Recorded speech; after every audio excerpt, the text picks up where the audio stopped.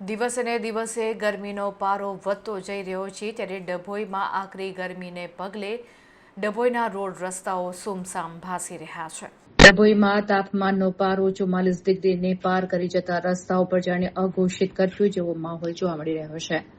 ગઈકાલ સુધી ડભોઈ નગરપાલિકા, તાલુકા પંચાયત અને જિલ્લા પંચાયતની ચૂંટણીને કારણે જે ગરમાવો જોવા મળતો હતો તે મતદાન પ્રક્રિયા પૂર્ણ થતાં જ ગાયબ થઈ ગયો છે। નેતાઓ અને કાર્યકરોની દોડધામ હવે શાંત પડી છે, પરંતુ સૂર્યનારાયણનો પ્રકોપ સતત વધી રહ્યો છે।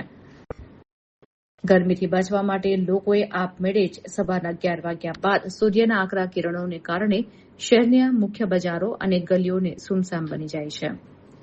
44 ડિગ્રી તાપમાનમાં લૂ લાગવાના ડરથી લોકો બિનજરૂરી બહાર નીકળવાનું ટાળી રહ્યા છે।